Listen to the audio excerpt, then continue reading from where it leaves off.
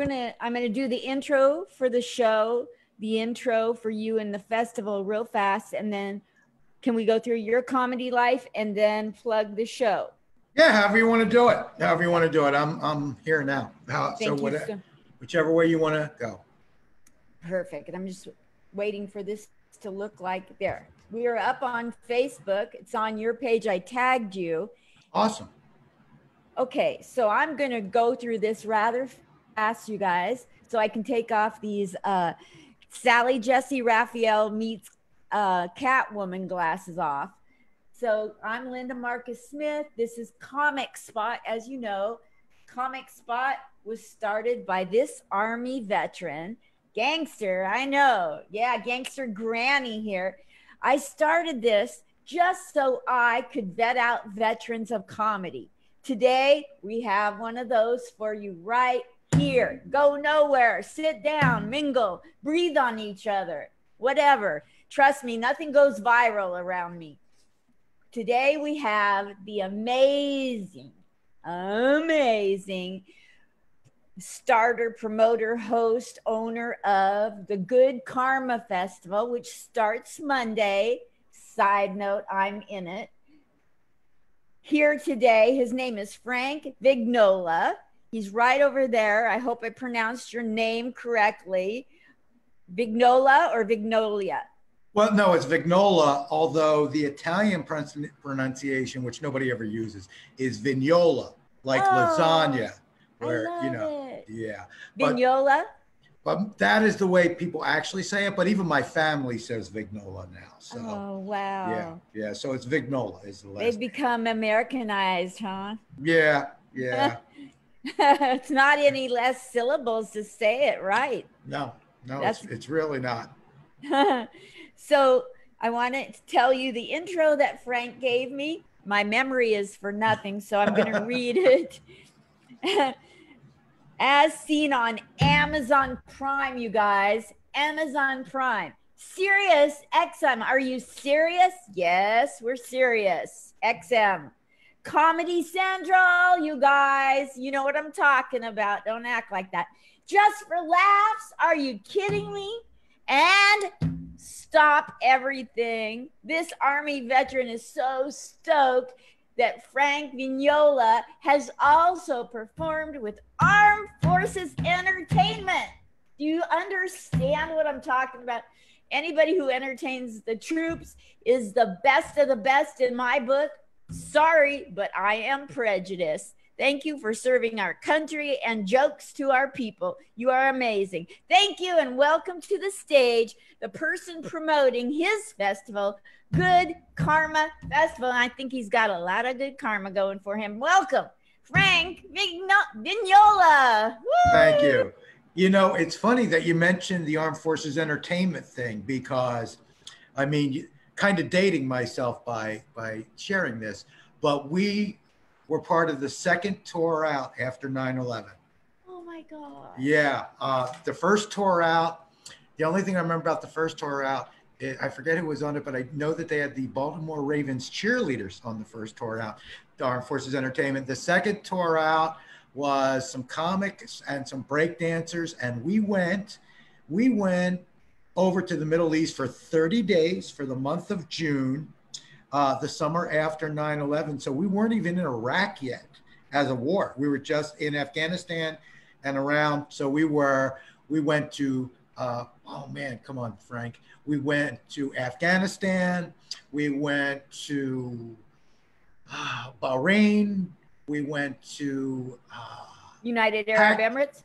Well, we only were there to use their airport. Bahrain, Qatar or Qatar. I still don't know which it is, Qatar or Qatar. Saudi Arabia, Pakistan. I said Afghanistan.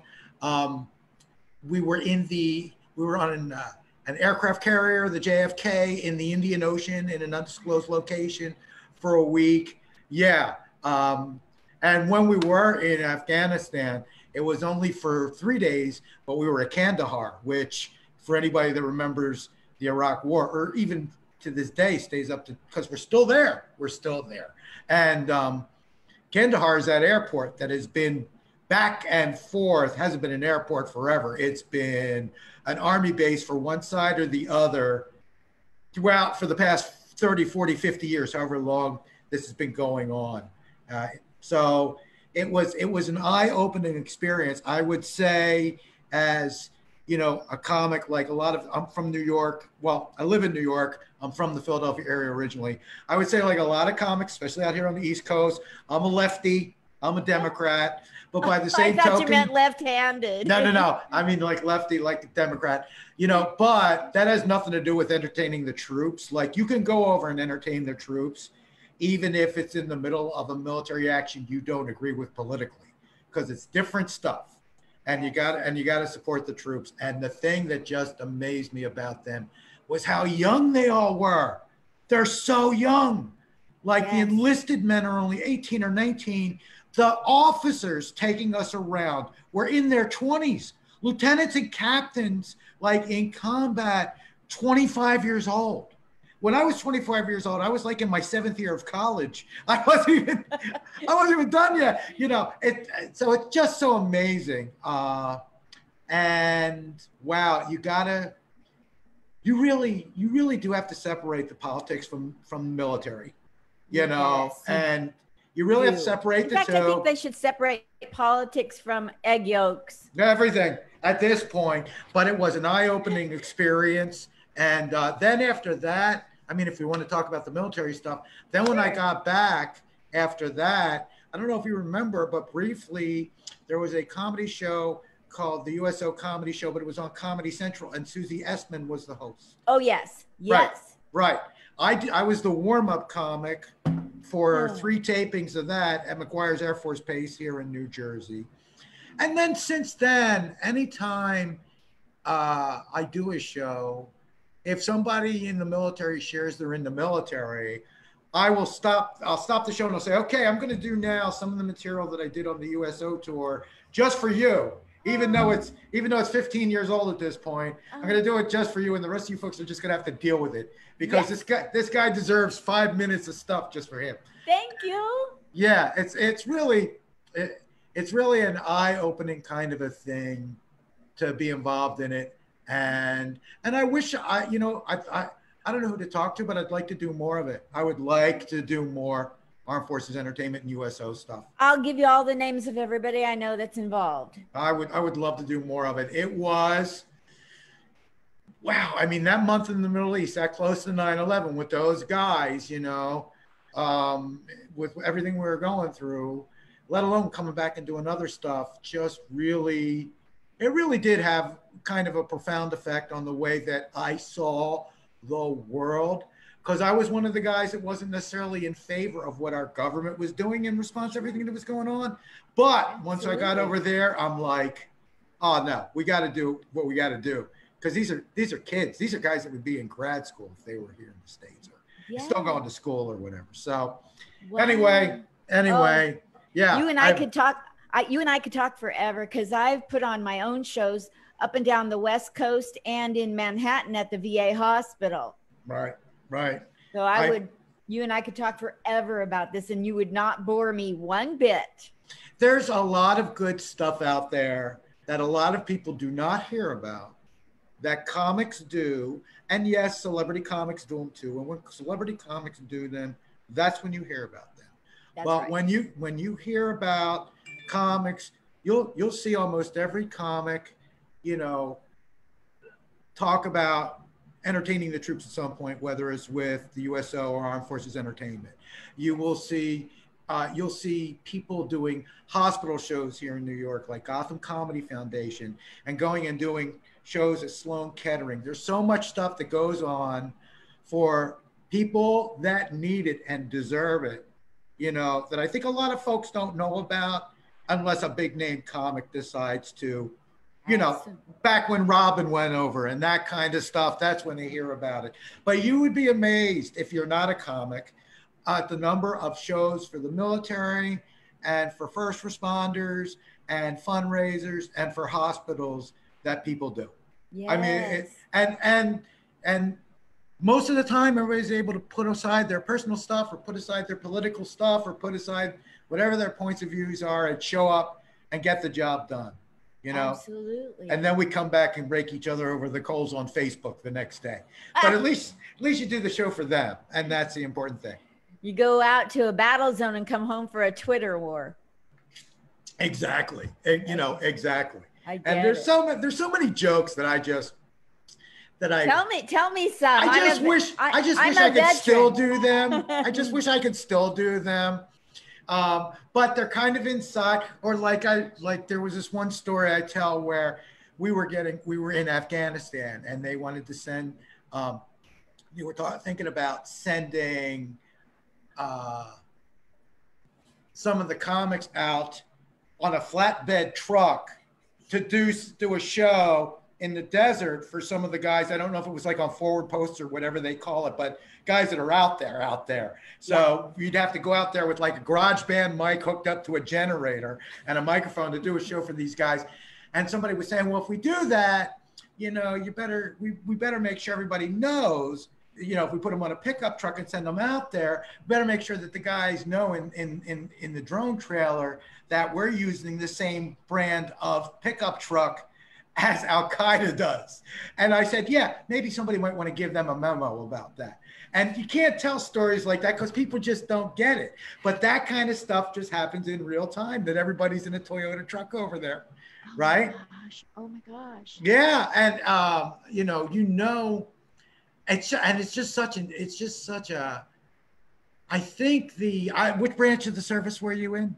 Army, 73 to 76 during NAM. I was in Germany. Okay, there you go. So that was amazing. And then the thing that was amazing also was being on the aircraft carrier too, because that really is, at least in the Army, and believe me, it's dangerous and things have really changed. This was, again, right after 9/11. But we were on these military bases that were supposedly imaginary military bases that nobody was supposed to know about, because the government of Bahrain will make an agreement with the government of the United States that you can put a military base here, but we don't want our citizenry to know because they might get upset. So it's an undisclosed location, secret military base, but worst kept secret, you know, in the entire country. Okay. Everybody knows it's there.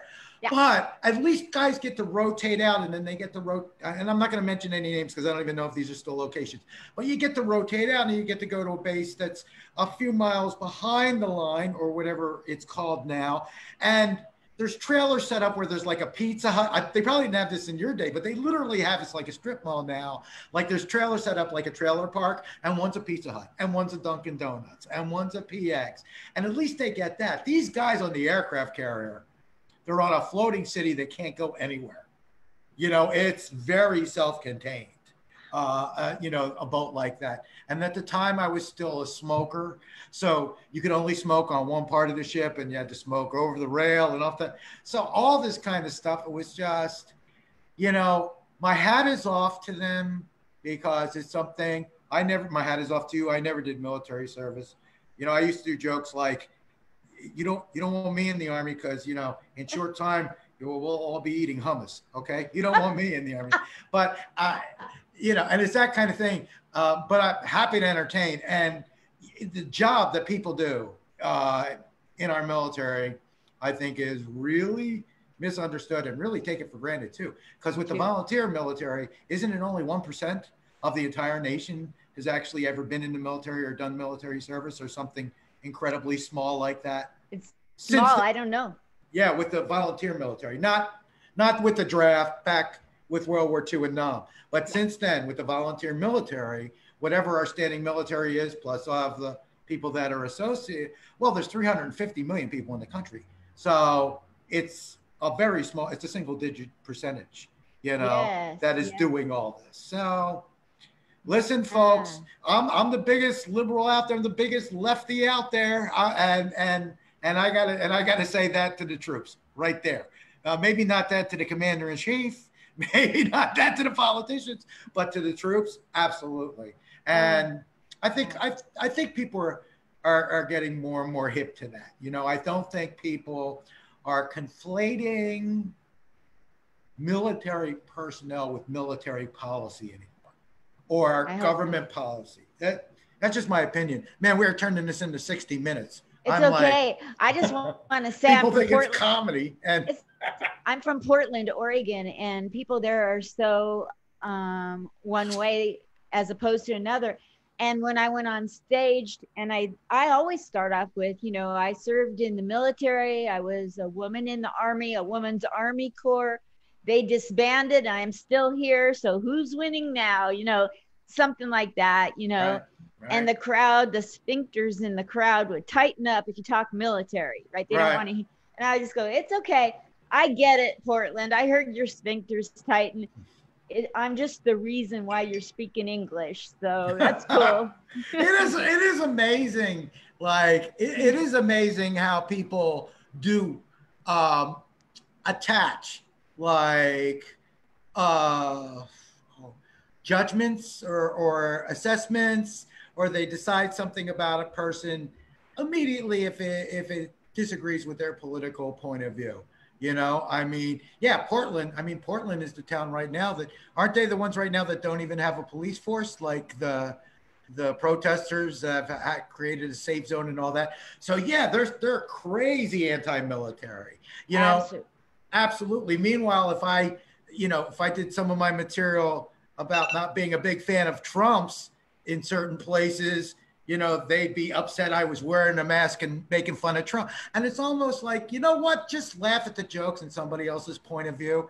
You believe what you believe and have a good time. It doesn't mean, I used to teach comedy, and I used to say to comics, one of the ways to tell that you're really good at this is when you can make people that don't agree with you laugh. Oh my gosh, that's beautiful. Yeah. And that's what I feel about political comedy and social commentary and stuff. And let's be honest, you talk about who was a great comic.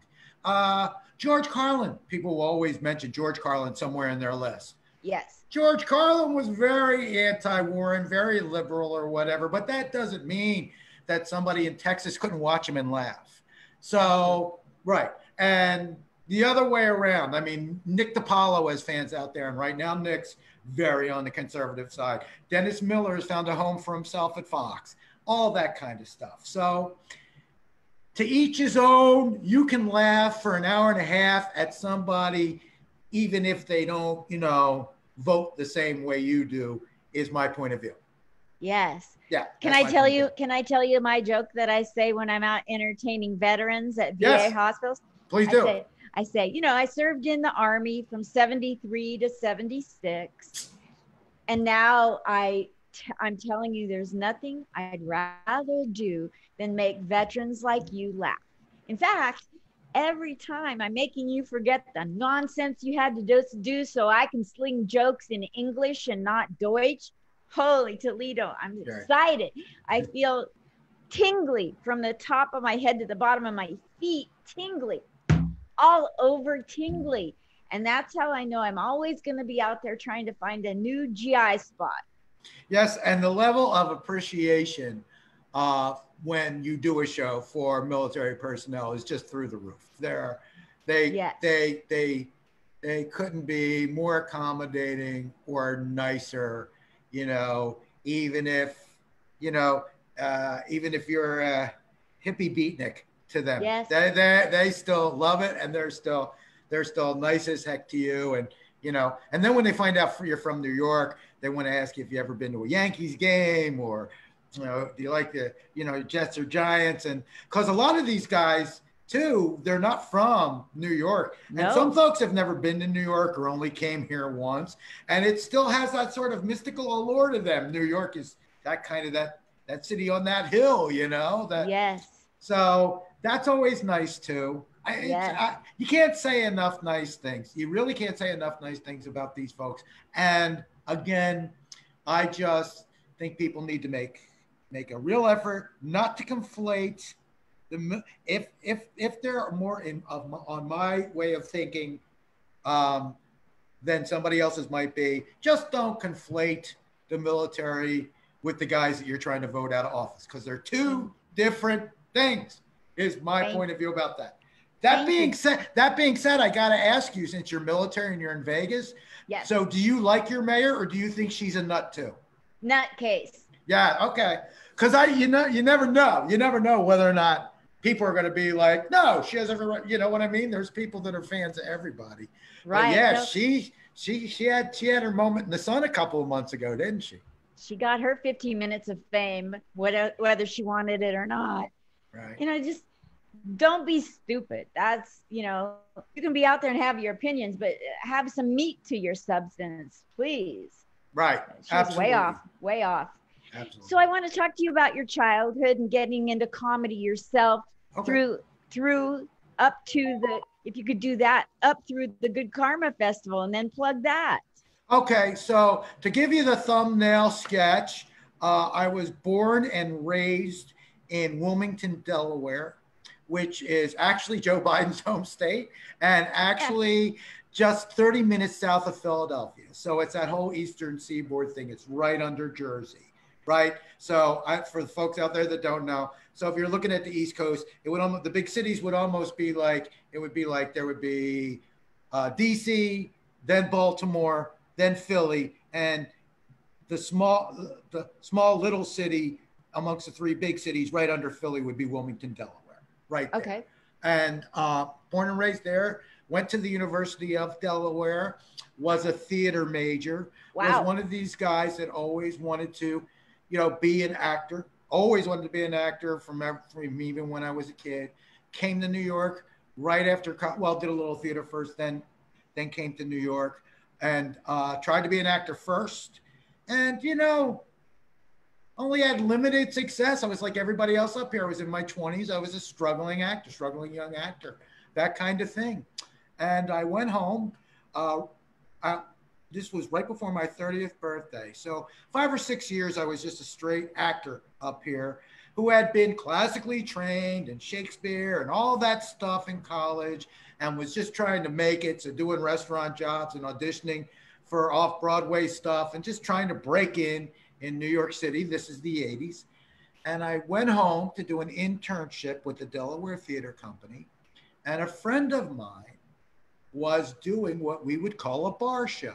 I didn't know that at the time, but he was dabbling in stand-up comedy. This is 1990, and he would do shows in the back rooms of bars. And because I was their big actor friend from New York, quote unquote, they would ask me to come and watch and give them feedback on what I thought the show looked like, and did I think it was funny, and all that kind of stuff, even though comedy wasn't really my thing.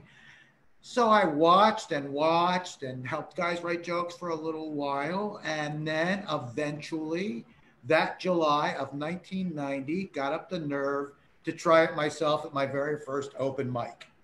Wow. And yeah, and it went the way everybody's first open mic goes. I came back to New York because the internship was over in Delaware, but I still thought of myself as an actor, but I thought that I was going to try and do stand-up comedy on the side, but I still thought of myself primarily as an actor.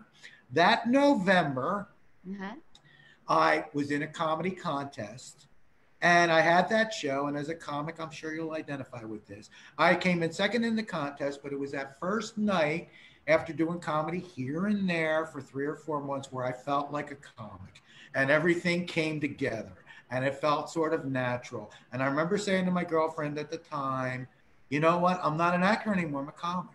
And from that point on, I kind of like switched careers and never really looked back. From that point on, I stopped pursuing the acting. I started pursuing the comedy full time. And I was lucky my first couple of years after being in the business, only 2 or 3 years. So this is now the early 90s. I got a manager I'm sorry, actually back then it was an agent, not a manager yet. And he sent me out on tours. So I kind of became a road warrior that worked all over the country throughout most of the 90s. That was the first, I'm going to say, 8 or 9 years of my career and definitely the first 5 years of my professional career. And then right before Y2K, I came back to New York because I was tired of being on the road and wanted to do it in New York and still would work the road, but center it out in New York. So that's when I started to get more into the New York scene, instead of being like a road guy that worked all over the country and still did some road stuff, but you would try and do like 2 weekends a month in the city and 2 weekends a month on the road. And then a couple years after that, I started teaching comedy on the side. So I didn't have to go on the road as much. I did that until last year for like 15 years. I also taught.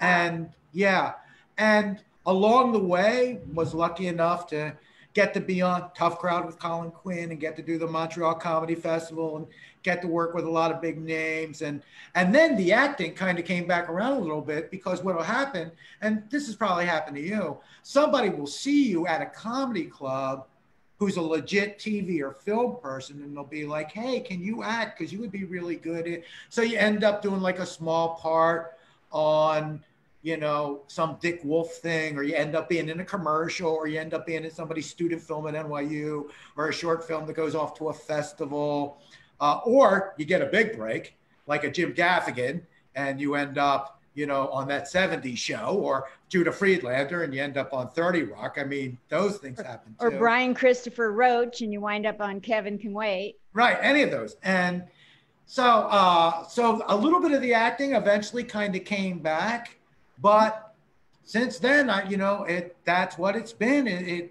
That switch just flipped in November of 1990, and I went from being an aspiring actor to a, you know, a working comedian. Like, this is what I do for a living. I don't have a day job. I don't have a side job. You probably know you wear a lot of different hats. So you do some teaching, you do some writing, you do some consulting, you do some producing, but it's all under the same tent. You work for yourself, you're your own company. And by the grace of God, or whatever higher power you believe in, I have been lucky enough, both in lean times and in good times, to do that for like 25 years. And so, you know, and there's still a lot of things I want to do. I would still like, I'd like to do Colbert. You know, I never did Stephen Colbert's show. I would like to do that. You know, everybody always has their eye on a Netflix special, although a lot of guys are producing their own stuff and getting it on Amazon Prime and stuff like that now too. Lots of plug and plays going on.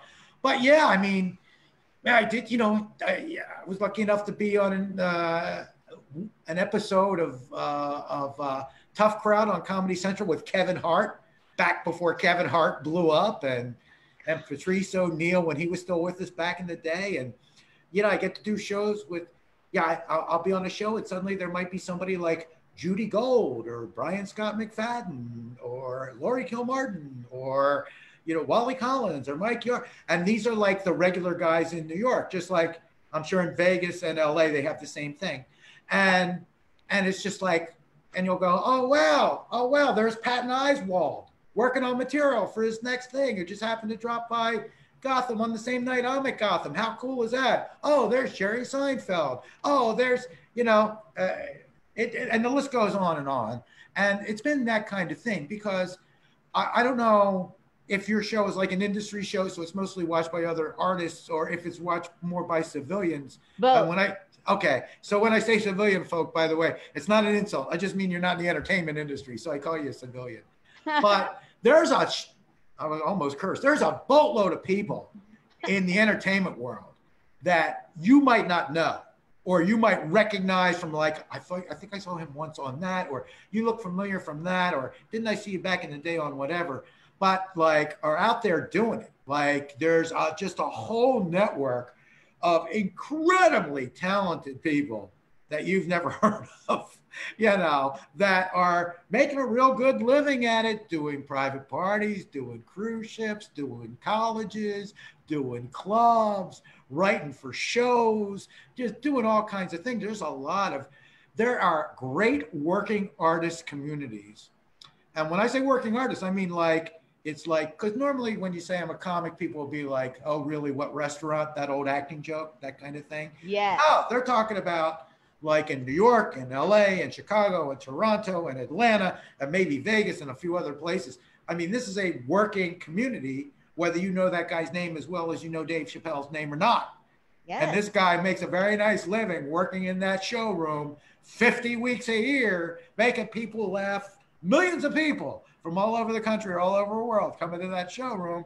And you may not know, but you're going to laugh your butt off. And then afterwards, maybe you'll become a fan and start to follow them.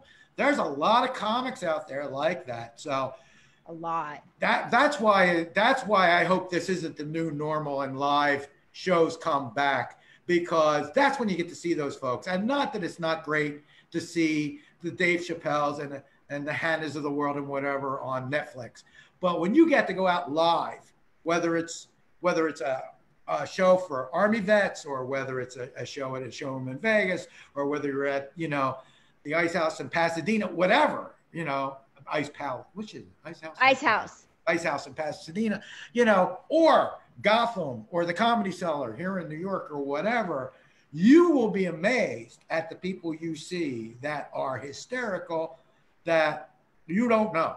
That's right. That you don't know. But the thing is, you might know them.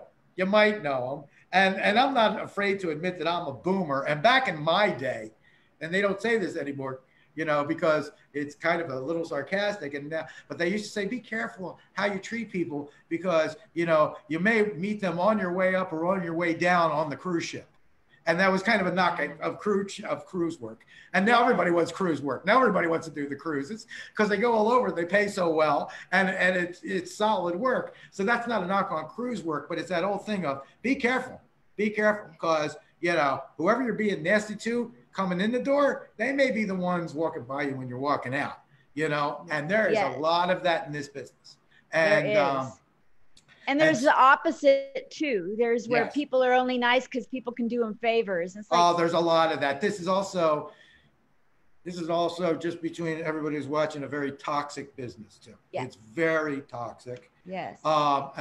We've known people who have off themselves. Yeah, it's not an easy way to go, and you need a thick skin, and you know there's a lot of changes that need to be made in just about every area. Don't get me wrong, but every day I remind myself, if something bothers me, you know, the way you get a person, or the way I get treated or not treated, I remind myself it's a business. It's just a business. Right. That's their way of handling business. You know, it's not personal, it's business.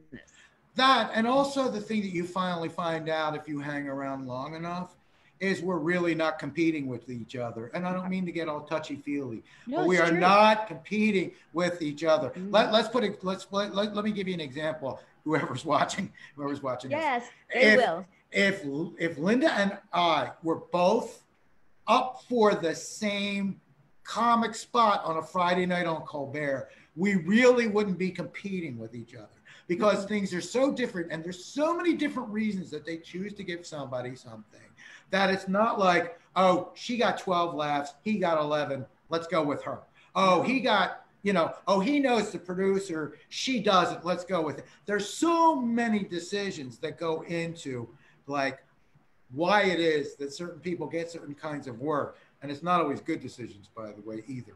We got to get rid of a lot of the toxicity. We got to get, you know, more tolerant. We got to get better representation. We got to get more opportunities for women to headline. Just all of it, you know, every movement that's out there fits comedy too. But that's the thing, that, you know, you have the opportunity to address it. And I think it's getting better. And I think the artistic community is embracing a lot of the changes. And so you don't learn till you've been around for a while. You don't learn till you've lost a few rounds that you're not really competing against who you think you're competing against. People get things for a myriad of reasons. And it's a weird business, because it's a business that you could be in forever and look like you don't have a shot and suddenly catch on. Or if you have the right 7 minutes, you can catch on after a cup of coffee when nobody knows who the hell you are. So it really is, you know, I've heard a lot of comics say, or I think there's even a club owner, but I don't want to put words in his mouth, so I won't mention who it is, who tells everybody it's a marathon, it's not a sprint. My version of that is it's a marathon until it's a sprint.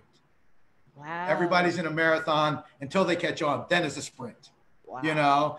So it's the only business where as long as you can write a joke and get to a microphone, you got a shot, and and on the other side, you're always only 5 minutes away from fame, because that's how long a late night set is, 4.5 minutes. Wow.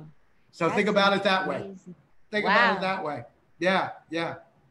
Okay, so you've talked about your life, you've talked about your work, the entertainment that you've done for the armed forces with Armed Forces Entertainment.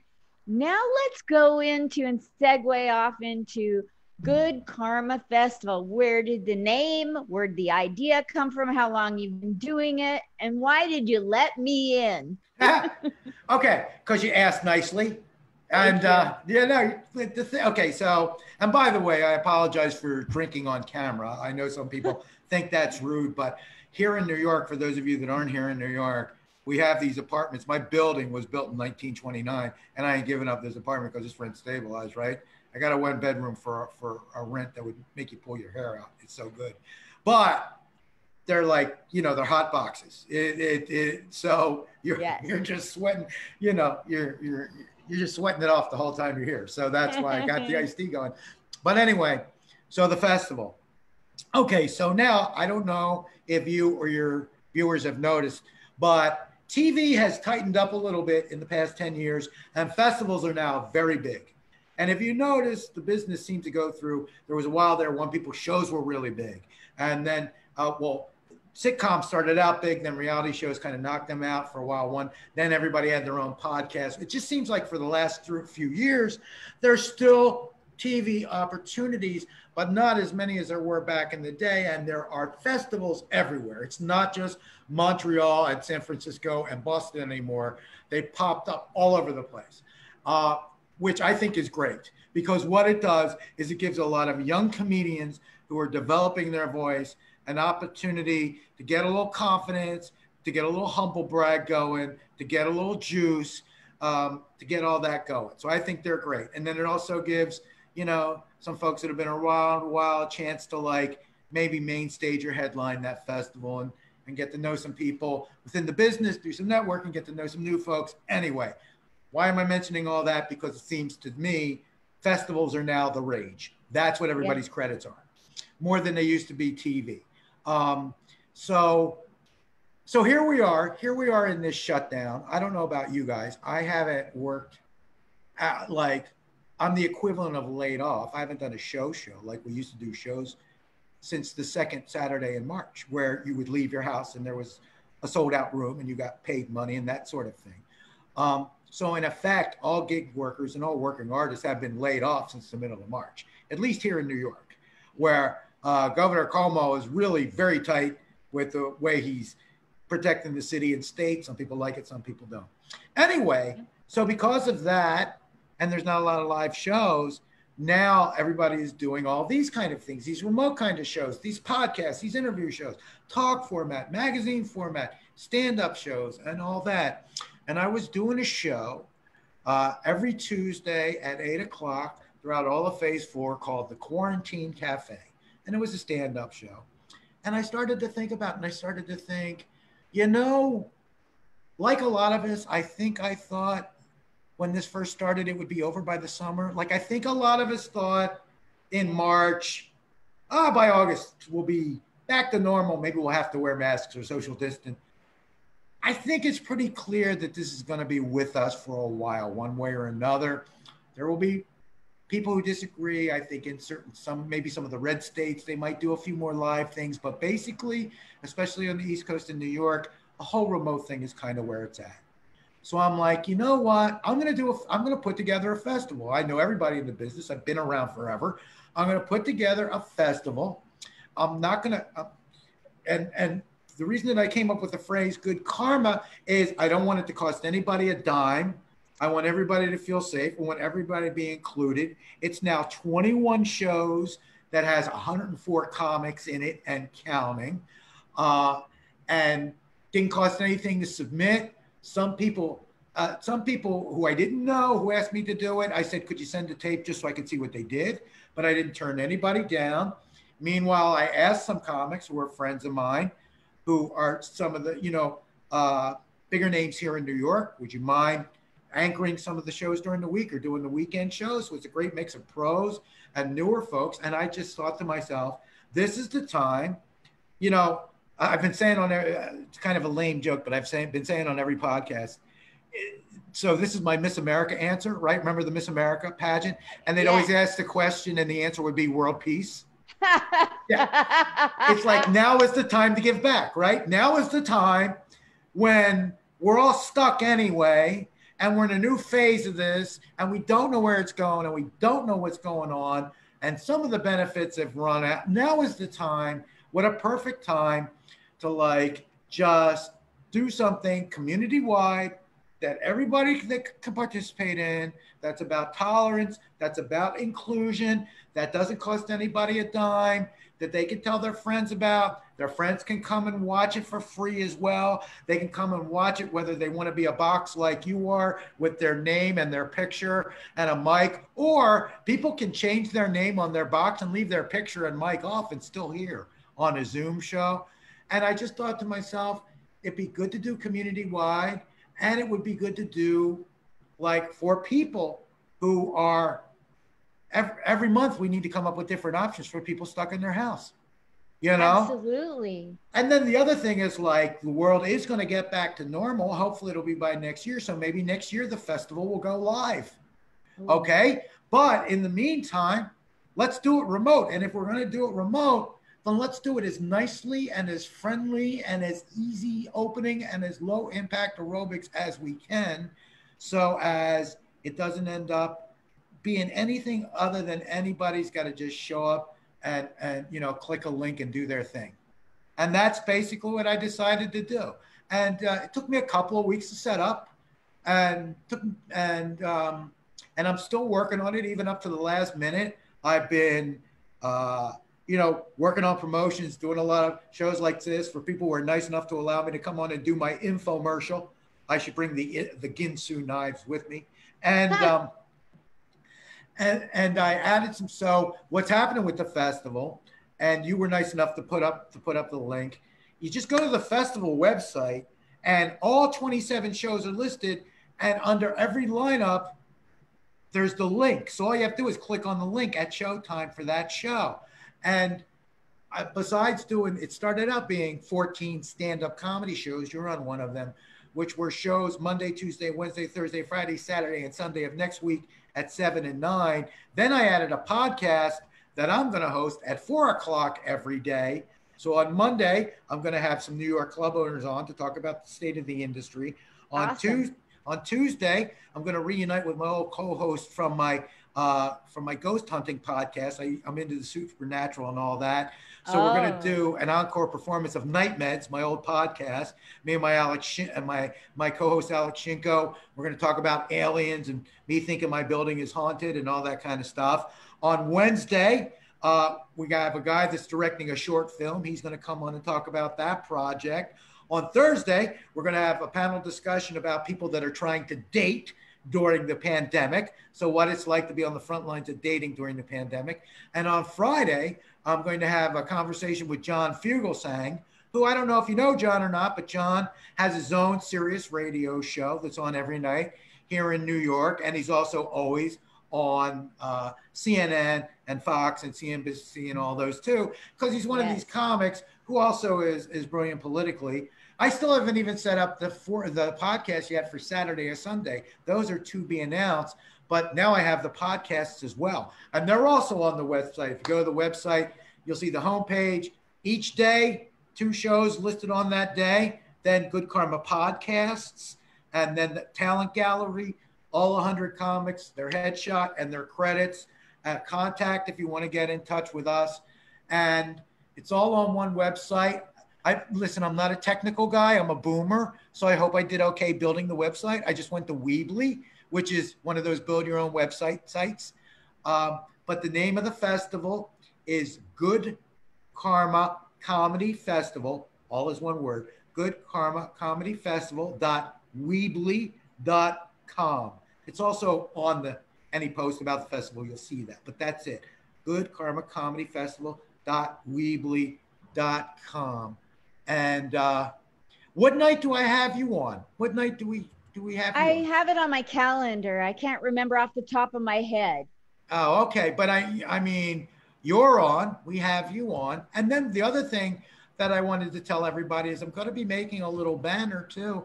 And if anybody ever wants to do their own satellite show, you're more than welcome to, like, say it's under the festival banner. If somebody's like, I want to do a Facebook Live show and talk to some of my friends about what I think is going to happen with comedy, and we're all new comics from Jersey who only have 6 months in. Is that okay? Sure. And here's the logo for the festival. As far as I'm concerned, you're doing a festival show. Have fun.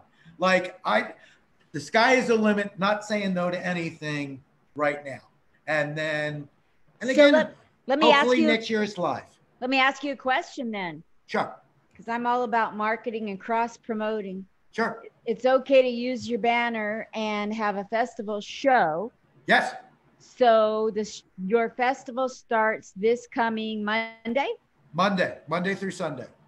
So how about if Monday through Sunday, every show I do is a festival show? I'm more than happy to say that all those shows are under the festival banner.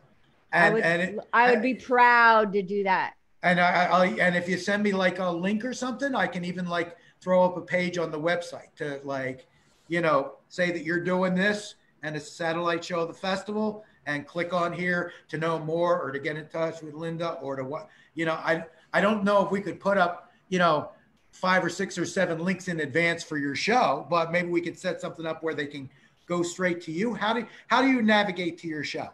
Zoom to Facebook Live, and then it archives to Spotify, Facebook fan page, and YouTube.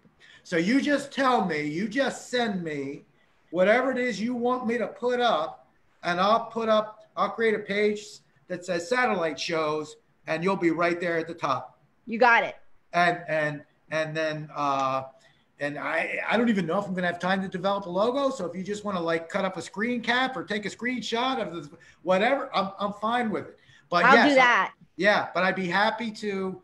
I'd be, happy to do that. Happy to add a page, and happy to have you as one of the satellite shows of the fest. You got it. Yeah, my word. Every single show starting Monday all the way through next Sunday will be for Good Karma Comedy Festival.com. Well, and it would be good. And I don't want to, get out over my skis here, but okay.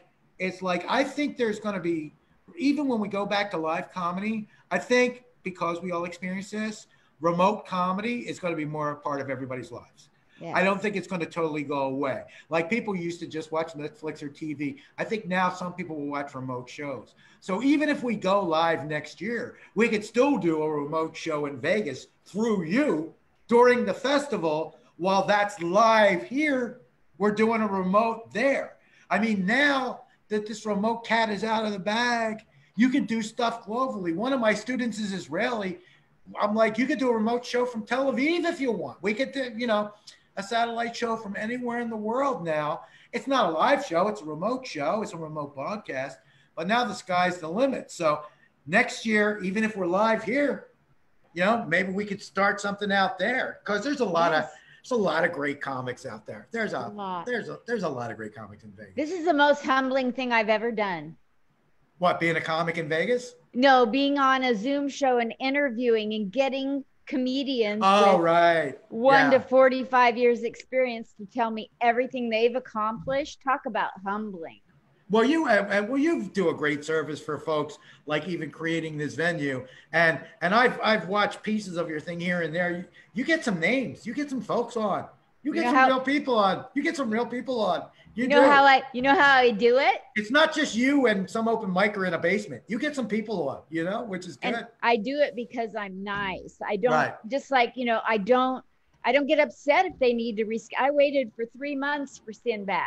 Right. Without getting upset, you've got to be nice. People, if anybody could forget, as I did forget your appointment today. Oh, that's fine. But you know what I have also found out, as I've been in this for a while, that old saying, the bigger they are, the nicer they are. Some of the nicest people I know in this business are big name folks. Colin Quinn, sweet guy. Gary Greenberg, the head writer of Kimmel, is not a nicer guy on the face of the planet. You could just keep going. It's amazing the number of genuinely, Lori Kilmartin, wonderful person. I mean, you would be Karen Bergreen, fantastic. You would be amazed at And I think a lot of the toxicity in the business, to be honest, is a lot of times from people still feeling like they have to elbow their way through and they're competing. Yes. You know, whether they've been around for a little while and they're cynical, or whether they're new and they're in a rush. I just kind of feel like it's people that can't breathe. Maybe that's some of the toxicity, because I don't think I have ever, people make fun of movie and TV executives. I don't think I have ever done a real project where anybody's ever been rude to me. You know what I mean? Wow, Like, that's you do great. something for real and they're nice. The talent is nice. The people involved is nice. I mean, it's when these, civil wars break out on Facebook between cliques when it gets nasty. I Yes, mean, yes. but just between you and me, if Facebook disappeared tomorrow, I'd be fine with it. You know what I mean? Totally. Yeah, it's just you need it for work, but it's not, But Yes. I mean, you're right. The people that are, if you're nice to people, you would be amazed the way that people that you don't think would ever take the time, whatever, will treat you. One quick story, because I know you got to go. Okay. So a billion years ago. I really don't have to go. Oh, okay. So, but one quick nothing story. till nothing till midnight your time. You can talk. I got minutes to burn up. Well, just I remember. Oh, I'm going to say it had to be 10 years ago. So, maybe a little longer, maybe 12. So I wasn't a kid. I'd been around for a while. And I was doing a show at the Cornelia Street Cafe, here in New York City, down in the West Village. A friend of mine, John Morrison, produced it. John would get great comics on the headline. He would, he'd get Colin and he'd get Rachel Feinstein and he'd get just these really good comics, the headline. And then folks that some New Yorkers knew, new folks, just a whole cross section. Anyway, I was going through some period where, I wasn't feeling great. All comics go through. I just wasn't feeling it. Things weren't going my way. I wasn't feeling it, whatever. And I did a show down there. The show maybe got paid $35 for the show type thing. And I actually needed the money. It was one of those kind of times. And I remember after the show, Peter Scolari, and for those of you who don't know who Peter Scolari is, he was on Bosom Buddies with Tom Hanks, the actor that played his roommate, Tom Hanks' roommate, on the old sitcom Bosom Buddies. And if you watch a Tom Hanks movie, Peter Scolari's often in it. He often gives him a role to play. Like in That Thing You Do, he played the Ed Sullivan character who had the Hollywood talent show that the Wonders were on when they were supposed to be on that night before they broke up. Anyway, so Peter Scolari comes up to me after the show and he says to me, and this is going to sound like a humble brag, but I'm trying to share something. He says to me, I just want you to know, young man, that's stand-up comedy the way it should be. And I hung my hat on that for the next 6 months, right? Like that got me through. Like the fact that Peter Scolari walked up to me, didn't know me, tapped me on the shoulder. I turned around. That's all he had to say to me. Shook my hand. I'm like, you're who I think you are, right? He's like, yeah. I'm like, you're Peter Scolari. He goes, yeah. And I'm like, I'm a big fan too. And he said, thank you or whatever. But like moments like that, when they happen to us more than you think. And that's,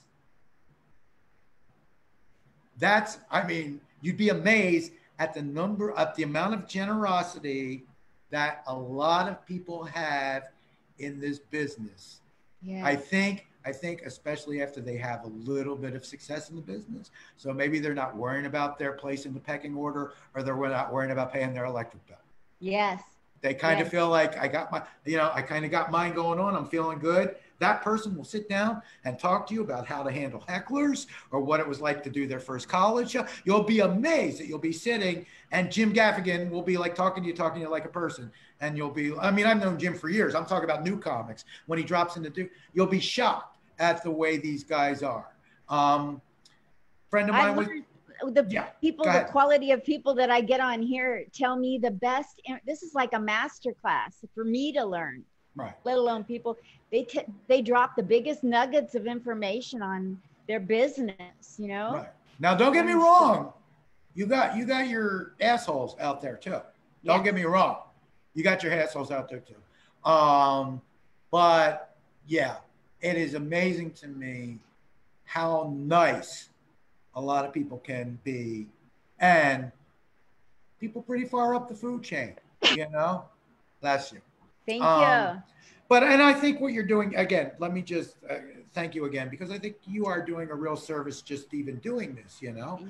Yeah. I would live under a bridge to do this. It costs about $1,200 a month for everything I'm choosing to have other people do for me, because I'm a veteran and I have a brain injury. So you don't want me messing around with certain things, you know.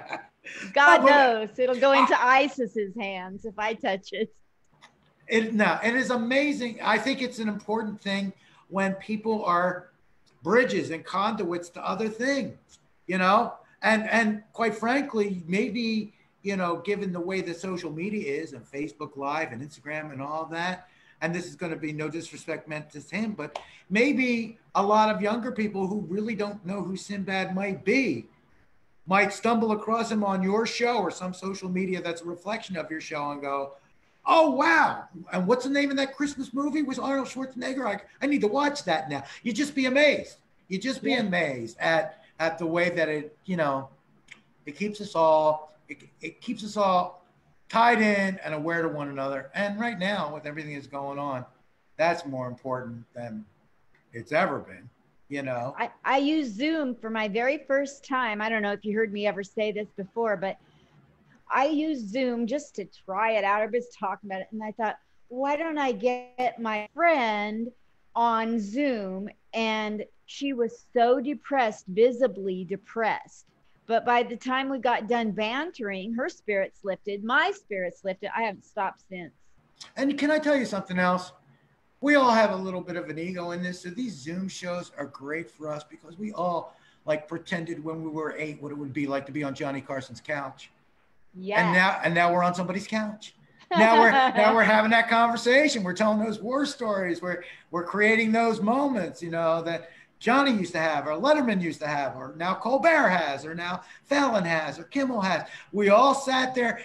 Every actor in the world, and don't tell me you haven't, have thought about the way you would conduct yourself if you were sitting on a talk show, or have thought about what you would say in your Oscar acceptance speech. And don't say you haven't.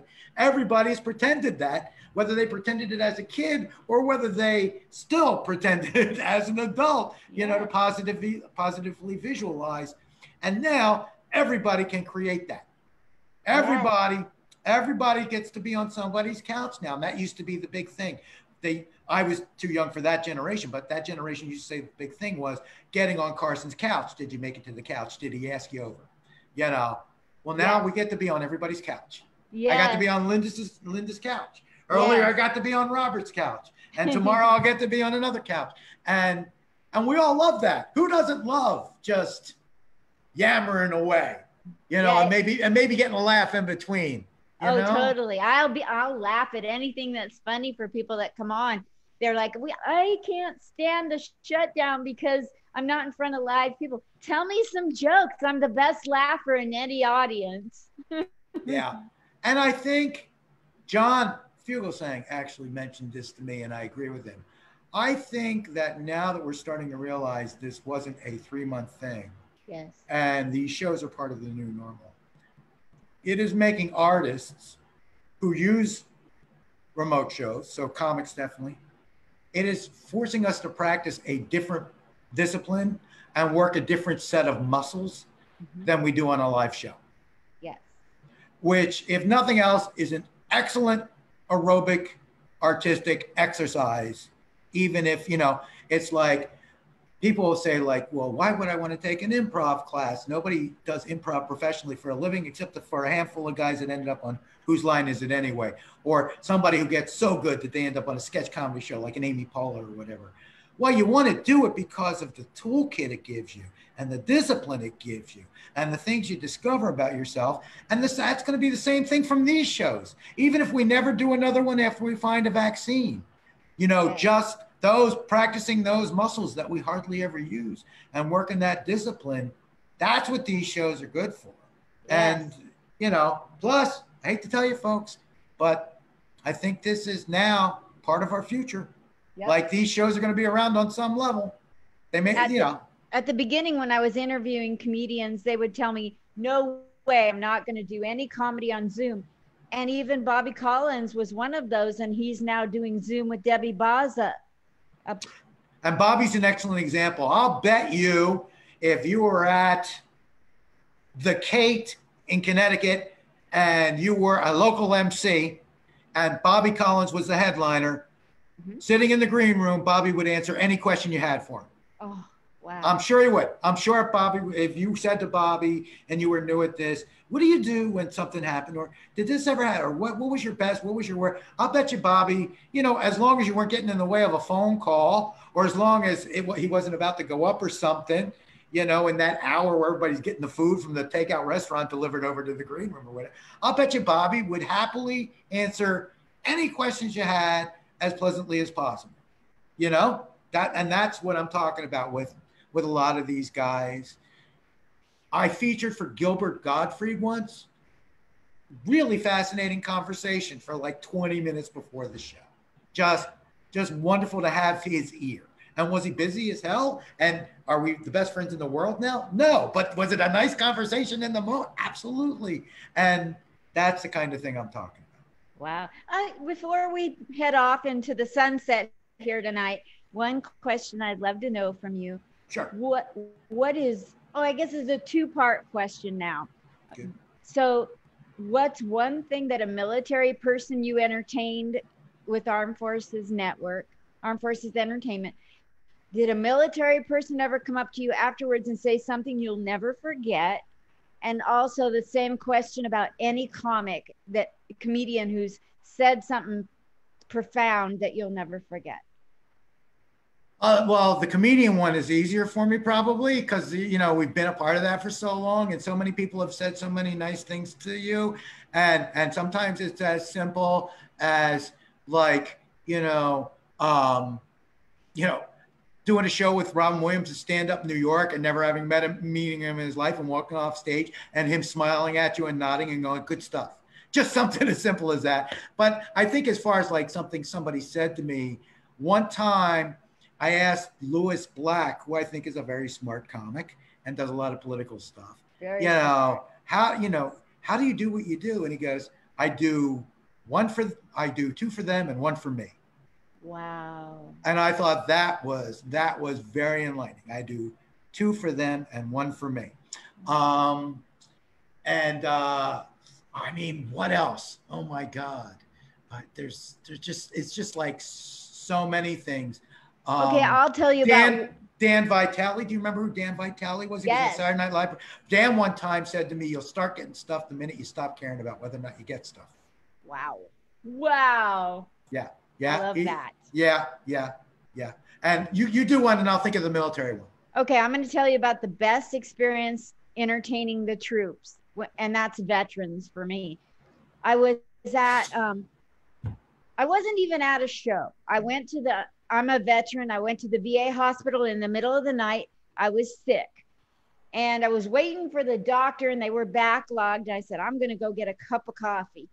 Sometimes they don't even let you do that if you're waiting for a doctor, but they let me. So I went around the corner to the commissary in the middle of the night, all by myself. I'm trying to put money into the vending machine and in wheels a veteran. It's just him and me. And I said, what are you doing here at the VA? I'm here in the emergency. What are you doing? And then I noticed he was wheeling himself in and his left kneecap was missing. He had two knees, one kneecap. I said, what the hell did the VA hospital do to you? And he goes, you aren't going to believe this. I came in 3 months ago for knee replacement. They still haven't got the part in. So every day I have to grease up my knee, keep it lubricated. So when he's in there as a hostage waiting for a knee replacement, right? Mm-hmm. So I said, well, I'm just waiting for the doctor. So can I tell you all my comedy? And he goes, sure. So I just started in telling him, my newest set, anything Right. that came to my mind, anything in the room, making him laugh. I get there's tears coming out of his eyes. And Right. he tells me, "Do you know what you comedians do to us when you tell us jokes?" And I said, "I got an idea, but tell me." And he said, "You make us forget everything that the government made us do for them." And that's Right. where I come up with the line, when I'm making you laugh, and forget all the bullshit our country made you do so I can sling jokes in English. But that he gave me the idea for a joke because it's based on truth. And he started crying. He says, "Do you know when the last time was anybody entertained me in the military?" And I said, "No." And he goes, "In Vietnam, when Bob Hope came." Wow. And you just reminded me, not that I was anywhere near as good as Bob Hope, but he said, "You just reminded me." That's why I was crying. He was envisioning having a good flashback for a Right. change. Right. No, I remember that. And actually, now that you mention it, mine is kind of like a much kind of like that, but not nearly as intense. I Yeah. remember one time, and I don't know if we were in Saudi Arabia. It was either Saudi Arabia or Bahrain, one of the two. But I remember one time something went on where we weren't allowed to leave our tents because they thought something was happening. So we had to stay in our tents. I think there was even like a siren that told us to stay in our tents. Then after we got the all clear, I went to whatever they call it, where they all congregate. They had like the equivalent of a student hall, like you had in college. I don't know what you call it in the military, but I Yeah. remember one guy. I remember one guy coming up to me and going, "Thank you for doing this." And I said, "Well, they're paying me pretty well, and you're doing all the heavy lifting, thinking I'm going to be thinking it's funny." And he goes, "Yeah, but I signed up for this. You didn't." Um, And and I think he meant like the air raid sirens we had just been through, and the perceived danger, not the show itself. And wow. yeah, and it was just, and the thing is, it's kind of that gallows humor where there's so much on the line that it's just this quiet sort of nice moment. Like, it's not overly emotional, whatever. It's just like a nice, quiet, heartfelt thank you. You know, it's Absolutely. almost like if you don't, you almost miss it if you don't listen. It's like you almost miss it. It's so genuine and quiet. That thank you. Eh, you know, and I remember that.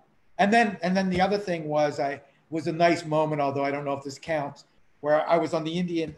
We were on the aircraft carrier in the Indian Ocean, and the captain, who was actually a cool dude, and some of the officers were a little uptight, but this captain of this ship was a cool dude, and he said, "So don't do any jokes about any pregnancies on the boat, because apparently every once in a while there's an affair, and somebody has to be airlifted off the boat because they no longer can be there because it's whatever." Yeah, I don't know what. Well, anyway, so of course I had to open one show with, you know, uh, captain is proud of the Cracker Jack crew. How many ever landings without an accident, plus only 17 pregnancies so since we left port, or something like that. And the guys all hooting. Well, the next day, the captain had four Marines mock arrest me, and they did like a mock court martial. Like, he had four Marines in the middle of my act walk on stage and make me turn around and handcuff me and walk me out. Like, Oh my gosh. and it was just like, and the guys like that even more than they like my joke. And it's just moments like that, and that guy could have been a jerk. I could have gotten in trouble for doing that joke. And you know what? Now I probably wouldn't do it. That was a while back. I'd probably be more respectful. Sometimes you get this little rebel in you, like, "Oh, I can't do a joke about that. Watch this," Yes. which is stupid. But anyway, Yes. but that was so cool. And to this day, my mom has in her house. I don't even get to keep the picture. Four big ass Marines that look like they're, heavyweight contenders, standing over top of me with me like on my knees with my hands cuffed behind me on the flight deck of an aircraft carrier with 500 people cheering in the background, and the captain up there on the balcony looking down at me and pointing off to the side like, there's the brig, take him there, we're going to do the court martial over there.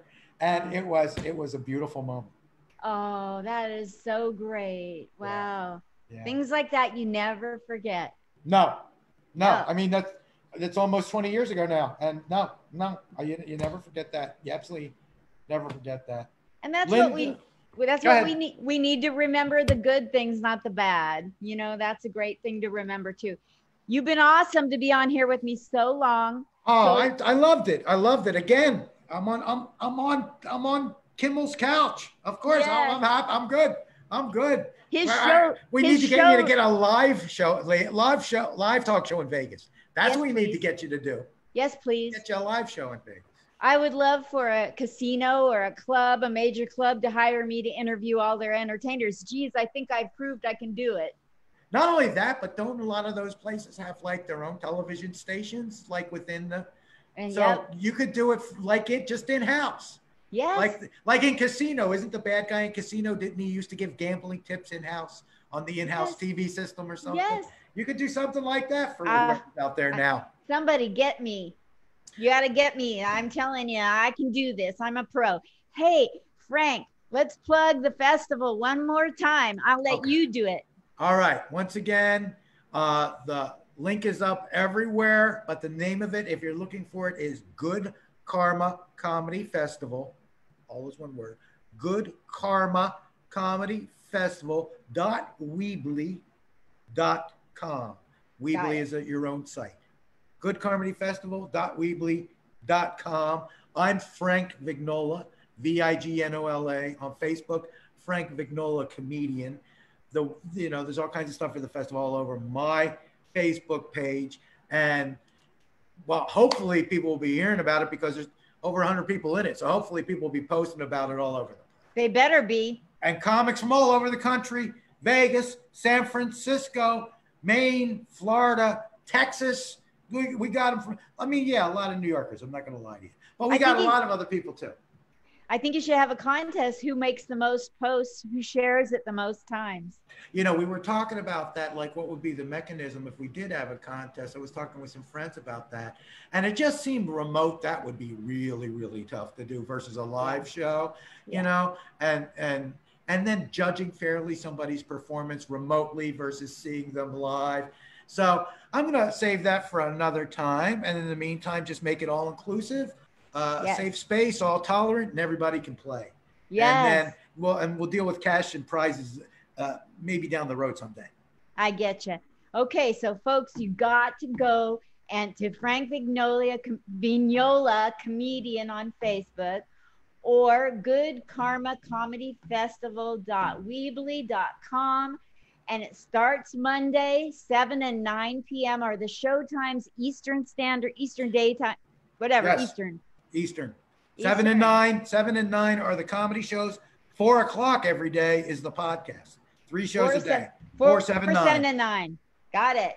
Cool. Let's do this, you guys. Thank you. Thank you so much, Linda. Frank. And I'll see you next week. Yes, I'll see you next week. And cool. I'll be promoting it on every show I do Monday through next Sunday. Send me all that stuff on Facebook. You will be the first satellite show I put up. I'll make a page tomorrow. Wonderful. Thank you so much, Frank Vignola. There you go. Comedian. Thank you. Bye. Bye. Love you lots.